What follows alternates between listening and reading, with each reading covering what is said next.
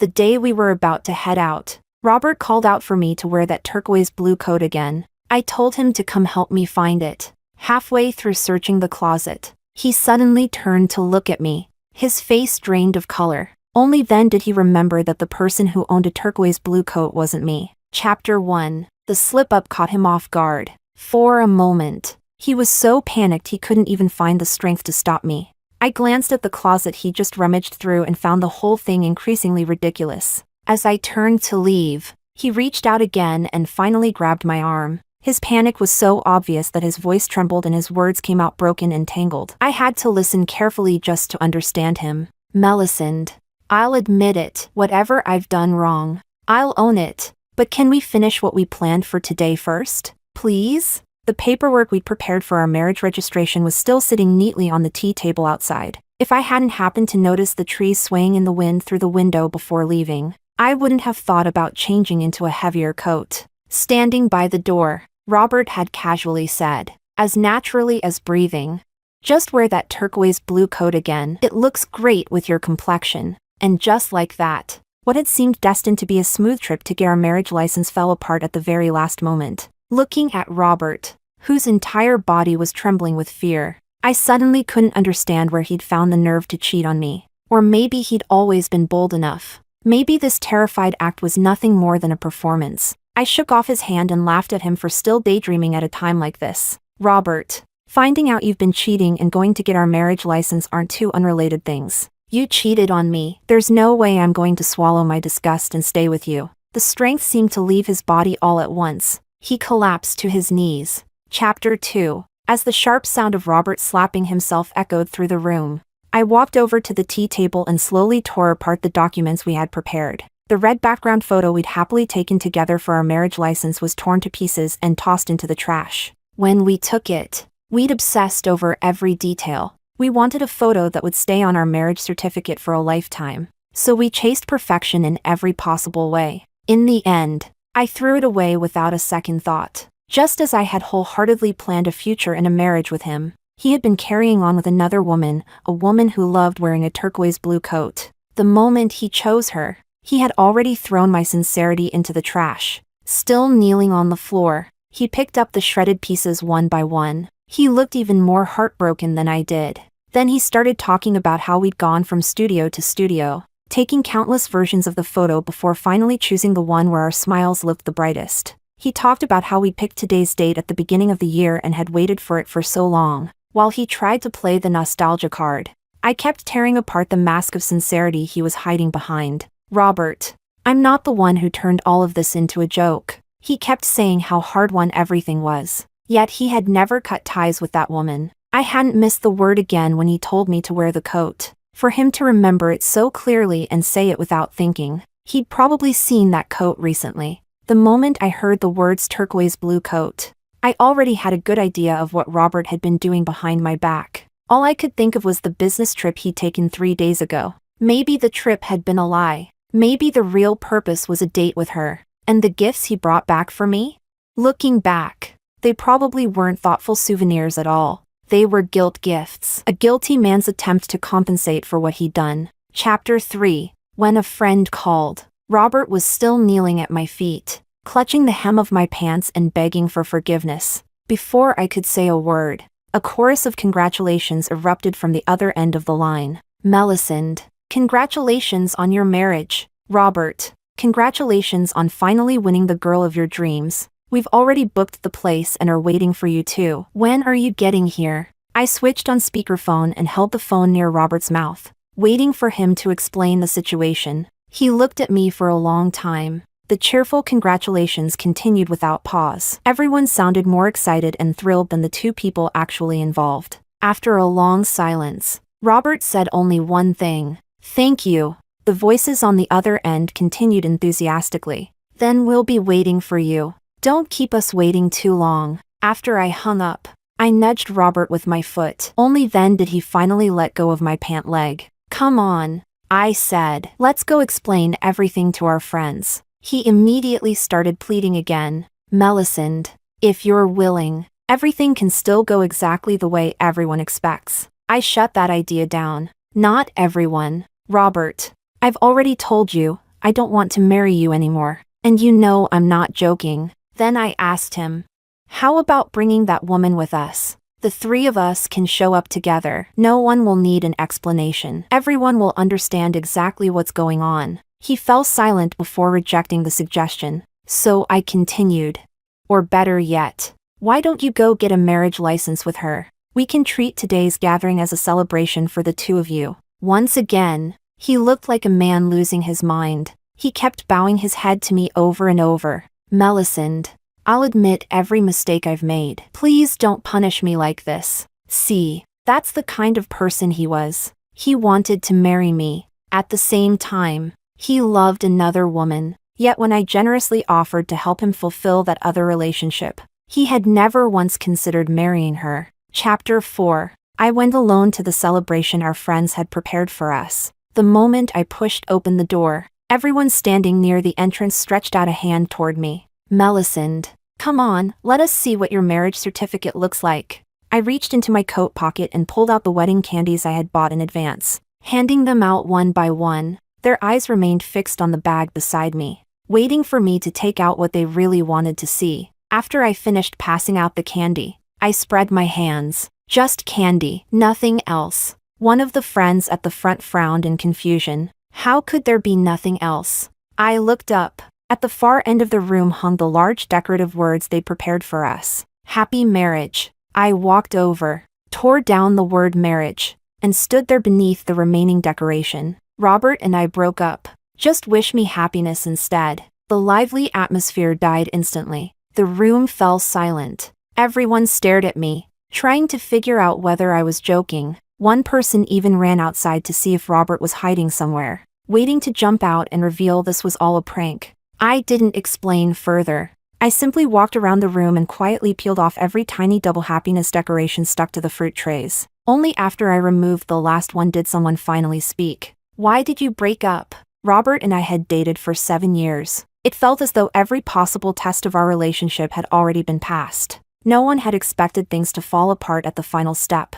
Even our friends couldn't imagine what kind of problem could have pushed us this far. I told them the truth. Robert fell for another woman. The rebuttal came almost immediately. Melisande, you know better than any of us that you're the person Robert loves most. I suddenly laughed. Really? That didn't stop him from loving another woman at the same time. Someone took the opportunity to call Robert. His phone wasn't off, but he never answered. As more time passed, no one stepped forward to say this was all a joke. No one questioned whether I was telling the truth anymore. One by one, everyone silently returned to their seats. Finally, someone asked, "What kind of woman is she?" The question broke the silence hanging over the room. I shook my head. I don't know much about her. I only know she likes wearing turquoise blue coats. From beginning to end, I had never pressed Robert for details about her. It didn't matter when their relationship started. It didn't matter how deeply they felt for each other. What mattered was that Robert had been unfaithful.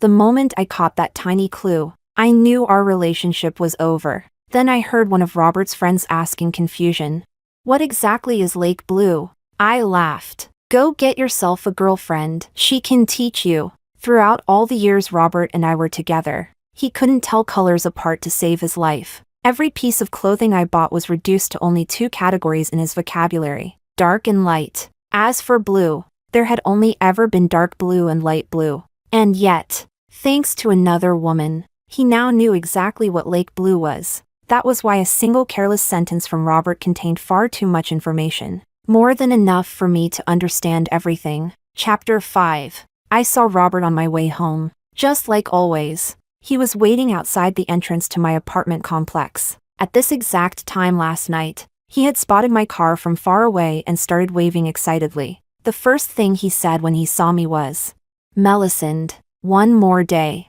and you'll officially be my wife." Then he pointed at the tree beside him. "It's spent countless nights waiting here with me. Tomorrow, it deserves a big red ribbon too."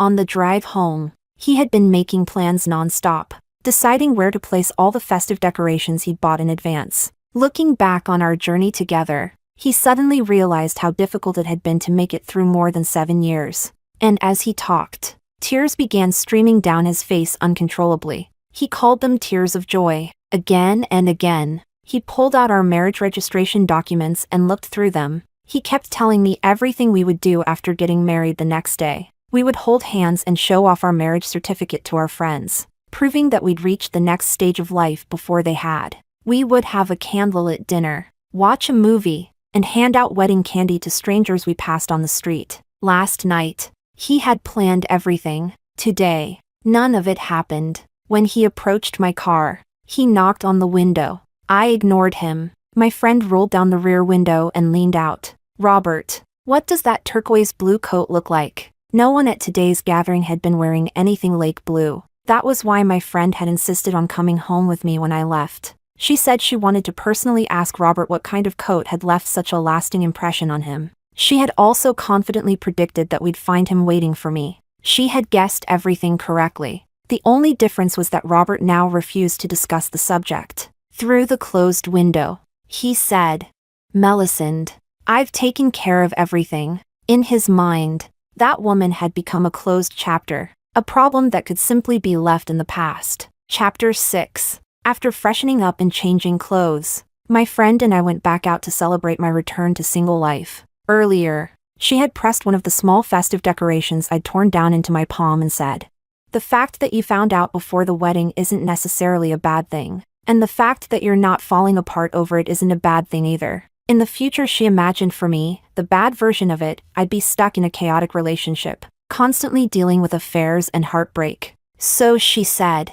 "Melisande, finding out now is a good thing." And just like that, what was supposed to be a celebration of my marriage became a celebration of my freedom. Everyone started congratulating me for escaping a disaster before it was too late. When we came downstairs, Robert was still waiting. He had spent the entire day standing there, waiting, pointlessly. When he tried to approach me and speak, my friend immediately stepped between us. Robert clearly had 1,000 things he wanted to say. I had nothing to say to him at all. My friend and I went out for dinner and watched a movie. As we left the theater with the crowd, she suddenly pulled out the handful of candy I'd given her earlier. She placed one piece in my hand. "Melisande, I honestly thought you'd sneak in a good cry while the theater was dark. But you actually watched the whole movie. Happy singlehood." I couldn't find a reason to cry. What Robert had done was unforgivable. The only thing I could do was cut my losses before it was too late. Even now, I still agreed with my friend's opinion. Finding out before the marriage was a blessing. It was far better than discovering the truth later and going through a messy divorce after years of misery. When we walked out of the theater, my friend suddenly waved toward Robert, who was standing beneath a tree in the distance. It was the first friendly gesture she had shown him all night. He practically jogged over. When he stopped in front of us, she offered him a piece of candy. "Today's a good day." Melisande got her freedom back. "Take a little of that good luck for yourself." Robert didn't take it. Without hesitation, my friend tossed it at him. He caught it automatically out of reflex. As we walked away, he remained standing there, looking completely lost. I knew exactly why. In the candy distribution plan he had designed, there had been a moment just like this. The last piece of candy was supposed to be reserved for each other. We were supposed to unwrap it for one another, feed it to each other, and congratulate each other on getting married. He had accepted my candy. Only now, it was meant to celebrate my leaving him. Chapter 7. As we passed a clothing store, a turquoise blue coat displayed in the window caught my attention. Not just mine, my friend's too. She pointed at it and said, "Let's go take a look." Once inside, we found several more coats in the same shade. I had no interest in trying any of them on. My friend, however, deliberately picked out every turquoise blue coat she could find. The styles were all slightly different, and the sales associate kept praising each one enthusiastically. Finally, my friend said, "Professional questions should be left to professionals." Then she pushed open the door and called Robert inside. When I'd told her how I discovered Robert's affair, she'd gone silent for a long time after hearing that one sentence. Eventually, she'd only said, "Robert sure knows a lot." That was why she was calling him the expert today. It was like a game of hide and seek. Robert would find some inconspicuous place to hide, yet my friend could always spot him instantly. By now, Robert understood that any friendliness from her was unlikely to lead to anything good for him. and with her standing there in a striking turquoise blue coat. He could already guess why she wanted him, so he stayed where he was, standing beneath the lights, visible, but unwilling to come closer. My friend wasn't about to let him off so easily. Pointing at him, she said, "Stay right there." Then she tried on coat after coat, walking to the doorway each time so Robert could see. At last, she asked him, "Robert, which one matches my complexion best?" Under the bright lights, I saw his pale face. His lips had completely lost their color. I imagined his hands and feet going numb, his mind blanking out, exactly the same way I had felt when I first heard those words. Chapter 8. When we headed home, Robert didn't follow us this time. I politely declined my friend's offer to stay the night with me. When I opened the door, the apartment was dim and silent. It looked as though nothing had happened. Yet in the version of tonight that Robert and I had planned, the place would have been filled with lights, laughter, and celebration. As I sat at my vanity removing my makeup, I finally noticed the gift Robert had left there. That morning, while I was deciding what to wear, he disappeared into the bedroom for a while. When he came back, he'd worn a mysterious smile and told me to wait until I discovered the surprise he'd prepared. He'd placed it somewhere obvious. The problem was that he'd exposed his affair before I ever got the chance to look at it. The day had been consumed by a breakup. The gift had been completely forgotten. I opened the box. Inside, resting quietly on dark velvet, was an exquisitely crafted gold scepter. I knew exactly why Robert had bought it. One day, a friend had shown me a picture of a similar scepter and jokingly explained its meaning. "Whoever holds the scepter is the one I'll follow." I hadn't taken it seriously. Robert had. Robert had intended to place his entire life in my hands. The moments when Robert was most easily persuaded, most willing to believe anything, had always involved me. The first time was when he came home one day and I noticed the mole on his face was gone. When I asked about it, he told me a coworker had casually mentioned that the mole wasn't good for my luck, so he'd used his lunch break to have it removed. The second time was when we were choosing our wedding date. Robert originally wanted the earliest date possible, but after a friend casually mentioned that a certain month was lucky for me, he pushed the wedding registration all the way to the end of the year. Thinking about it now, he really had loved me. The problem was, he hadn't loved only me. Chapter 9. Early the next morning, I saw Robert waiting downstairs outside my building. If everything had gone according to plan, we would have spent today visiting both sets of parents. Instead, all I did was make a phone call and tell my parents that the marriage registration was off.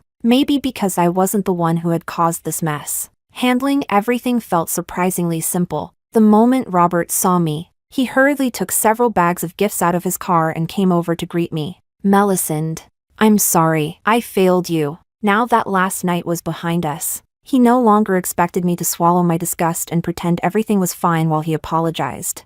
I couldn't ignore the dark circles beneath his eyes. I hadn't slept well, neither had he. I didn't take the gifts. Instead, I brought up the item he'd left on my vanity.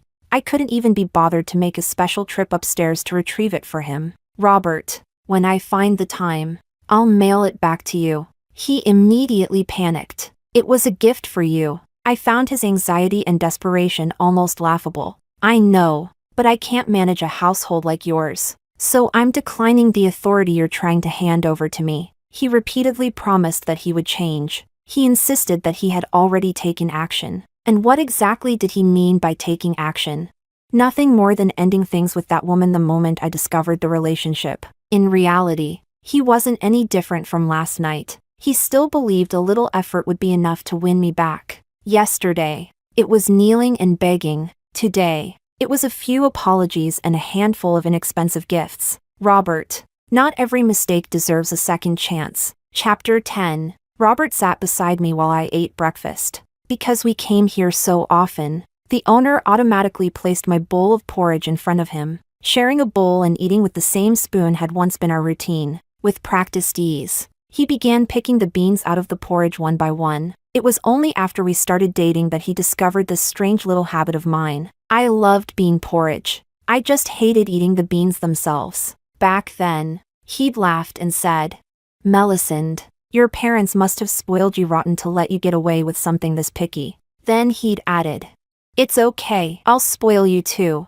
And after that, he always picked out the beans for me. He'd gotten very good at it. I told him to pass me the bowl. He ignored me and kept concentrating on removing the beans. Robert, give it up, I said. Even if you pick them all out, I'm not drinking that porridge. He didn't stop. Instead, he told me not to take my anger out on my stomach. Then he brought up the first time he'd ever done this for me. He hadn't picked out all the beans, and I'd accidentally swallowed one. I'd immediately made a face and spat it back out. He'd laughed so hard he could barely breathe. You looked like an angry pea shooter charging into battle. I rolled my eyes, finding him ridiculous. As I turned to look out the window, a woman wearing a turquoise blue coat caught my attention. Since yesterday, I seemed to notice every turquoise blue coat instantly. She had been staring in our direction the entire time. Maybe she was looking at me, maybe she was looking at Robert, or maybe she was looking at the person sitting between us. Then I watched her take out her phone and dial a number. Just as Robert handed the porridge to me, his phone began to ring, and at that moment, I finally saw what kind of turquoise blue coat Robert had never been able to forget. Chapter 11. After Robert hung up the call, the person on the other end called again. For the second time, I saw his face turn pale. There was even a faint sheen of sweat on his forehead. Sometimes, the only way to describe certain things is pure coincidence, like how I happened to discover Robert's affair less than an hour before we were supposed to register our marriage. Or how, among all the coats my friend had tried on that day, one of them happened to be the exact same style worn by that woman. Back then, my attention hadn't been entirely on Robert. I had only glanced at him instinctively after my friend asked that final question, so I'd assumed his panic came from being forced to relive the moment when he'd accidentally exposed himself and been caught by me. But now I realized there had been another reason. My friend had unknowingly tried on the exact same coat, and of all the options, she had genuinely liked that one the most. In the end, she had even worn it while asking Robert that question. At that moment, what had been going through his mind? Had he felt that my luck was simply too good? That every answer was hidden behind nothing more than a thin sheet of paper? That if I poked through it lightly, the entire truth would be exposed?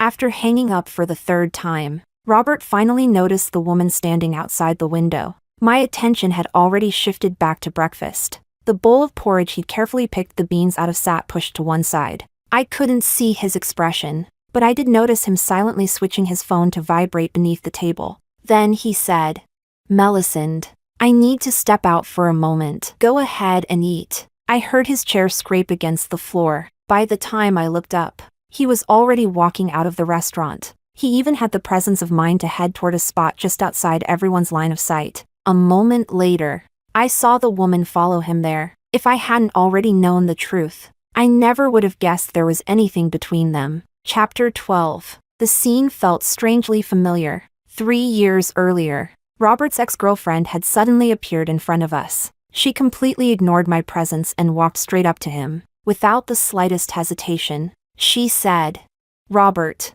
I'm still in love with you. Let's get back together." And just like today, Robert had turned to me and said, "Melisande, let me handle this." He left me standing there and walked away without looking back. His ex happily jogged after him. She looked completely certain that Robert would choose her. I'd read countless stories where the first love always won in the end. So honestly, I hadn't had much confidence in myself. For 4 peaceful years, Robert's ex never appeared again. That was one of the things I appreciated most about our relationship. Yet 4 years later, the classic return of the one that got away scenario still played out. Once again, Robert had to make a choice between 2 women. I didn't think I had any chance of winning, so I spent a long time staring at my phone, trying to figure out how to text my friend and tell her that I'd just gotten my heart broken. Then, just as I started typing, Robert suddenly came back. The first thing I'd written was, "Didn't see this coming, we broke up."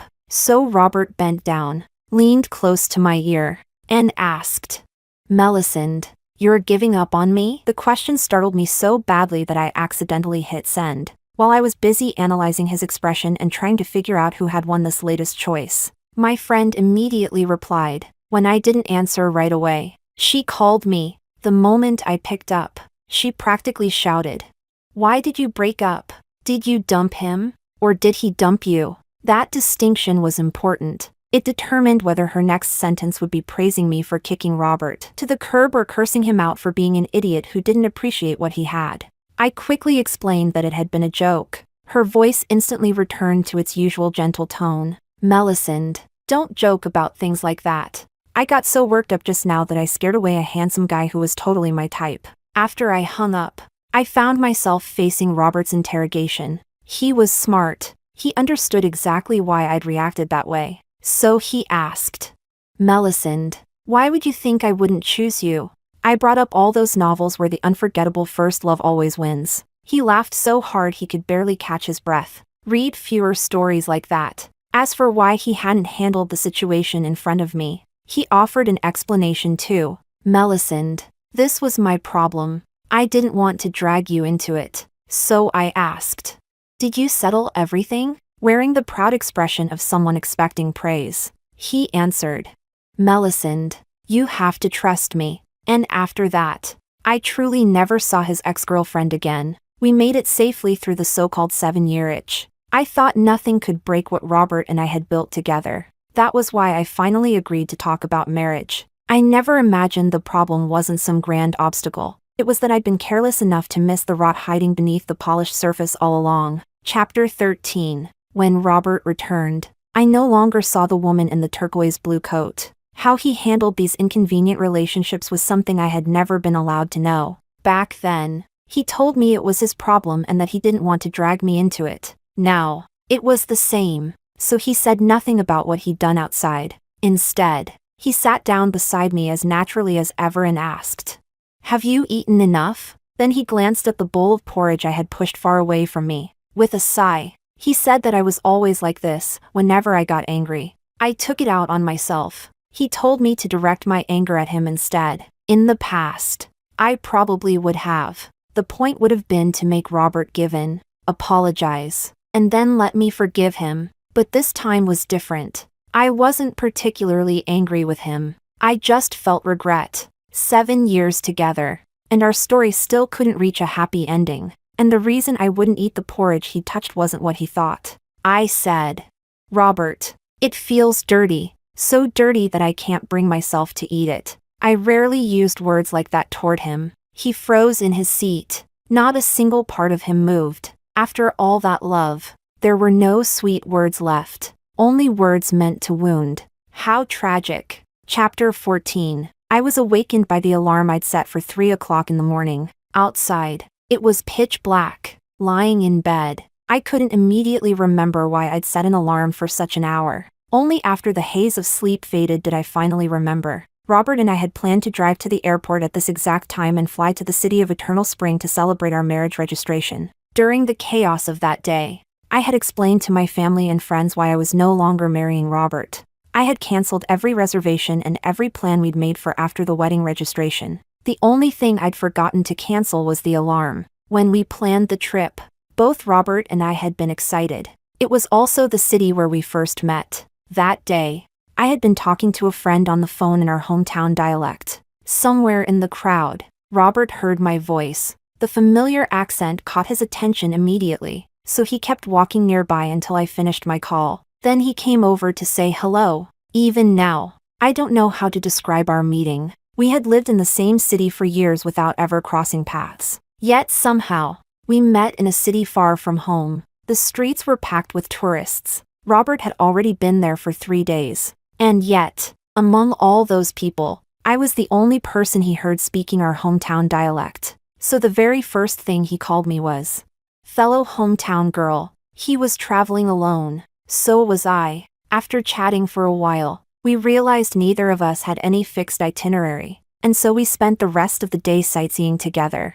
It turned out to be a surprisingly pleasant trip. In a way, all those travel-related relationship disasters people constantly discussed online had already been tested between Robert and me while we were still strangers. The next time we met was on the plane home. His seat wasn't far from mine. I simply hadn't looked back and never noticed. When we lined up to disembark, Robert happened to be standing behind me. This time, I noticed him. He greeted me politely, and we chatted as we walked through the airport. Then Robert asked whether anyone was picking me up. My car's been parked here the whole time. He said, I can drive you home. That day, we talked about everything and nothing during the drive. Eventually, the conversation drifted to a famous grilled fish restaurant near where I lived. I said, then give me your contact information. Pick a time this weekend, and I'll treat you to dinner there. That was how Robert and I first became part of each other's lives. As for when I fell in love with him,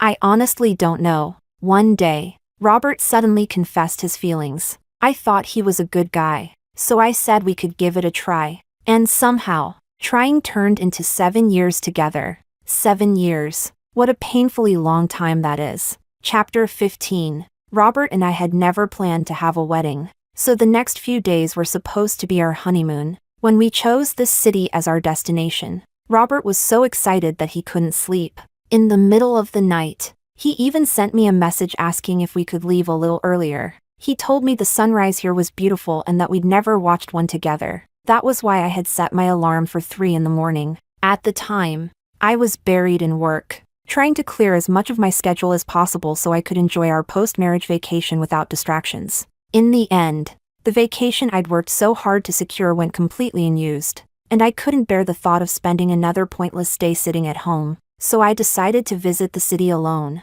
I opened my phone and managed to grab the very last ticket on the next available flight. I watched the sunrise from the plane. The sun burst over the horizon in a blaze of gold, radiant and magnificent. The sky glowed with endless light. For a moment, my eyes and my thoughts could hold nothing except that breathtaking view above the clouds. And somehow, everything else stopped mattering. Robert was just a passerby in my life. And those 7 years?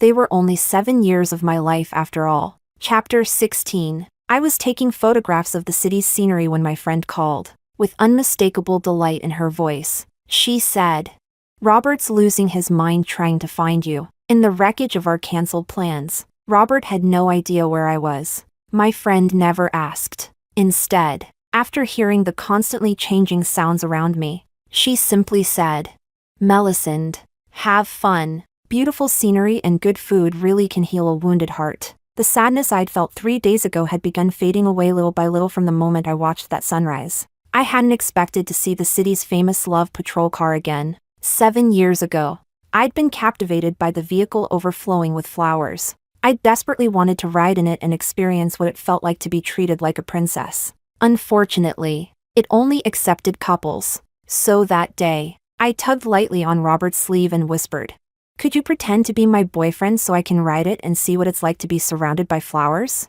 He replied, Perfect. I'm tired anyway. Let's take a break. Then Robert took my hand and led me onto the flower-covered carriage. As more and more couples climbed aboard, we ended up sitting near the edge, enjoying the scenery rolling past. At one point, Robert pointed toward the distance. If you don't have any plans afterward, let's go check that place out once the tour is over. A flower suddenly landed in my lap. Startled, I looked down. Someone standing below had tossed it up to me. When I looked over, he waved enthusiastically and called out, Wishing you two a lifetime of happiness together. Guilt flashed through me. I nodded awkwardly but didn't dare respond. At the end of the parade route, every couple was expected to step off the carriage hand in hand while everyone applauded and cheered. This time, one of the staff members pointed at me and the person standing nearby before waving me over. I shook my head and gestured that they had mistaken the pairing. Then I stayed where I was, watching other couples enjoy the experience. Looking carefully, I realized that none of the faces on this year's carriage seemed familiar. Perhaps my memory had faded, or perhaps the people from 7 years ago simply didn't have time to come anymore. I supposed life had carried them elsewhere. Chapter 17. The night I returned home, I found Robert waiting downstairs outside my building. We had accumulated all that vacation time together. I'd suddenly decided to take a solo trip, and during those days, Robert had stayed here waiting for me. The moment he saw me, he spoke in a hoarse voice. This is the cruelest thing you've ever done to me. I had never intended to prove my importance to Robert by leaving. And as for the revenge he spoke of, I'd never thought about that either. Otherwise, I wouldn't have gone this long without even asking him to tell me the full story of his betrayal. All I'd done was realize that Robert wasn't the right person for me. And once I realized that, I chose not to keep him. After that, I simply needed to do whatever I could to stop the situation from causing me more pain than it already had. I left quietly, yet in my absence, Robert finally saw his own heart clearly. With complete sincerity, he told me, "Melisande, I can't live without you. These past few days you've been gone. I've been nothing but a shell of myself. The fear of losing you is driving me insane." I was tired, too tired to deal with his belated regret. When he had me, he still wanted someone else. He never stopped to consider what would happen if I found out. Now that he'd lost me, he stood here crying, talking about how he couldn't live without me, talking about how much he regretted everything. It all sounded like a performance forced out by circumstance, a love confession that came only after the consequences arrived. My voice remained cold. "And what does that have to do with me? Robert, you're the one who drove me away." Chapter 18. I didn't plan on celebrating my birthday this year. Early that morning, my friend bombarded me with phone calls, reading birthday wishes she'd found online one after another. I didn't remember a single one. The only thing I remembered was the address she sent me afterward, claiming she'd carefully planned a special birthday party and ordering me to show up on time. I'd never seen so much lake blue in my life. Every friend at the party was wearing some variation of a turquoise blue coat. Compared to them, my all-black outfit looked completely out of place. The only person who looked even more out of place was Robert, who arrived late. My friend secretly leaned over and whispered, "Melisande, I invited him on purpose. I used your birthday as an excuse, so he couldn't say no." And just like that, Robert, who had managed to avoid everyone's criticism before, was finally dragged into the spotlight. The person carrying out the so-called revenge Robert kept talking about wasn't me. It was my friend. She was obsessed with tormenting him using anything and everything related to Lake Blue.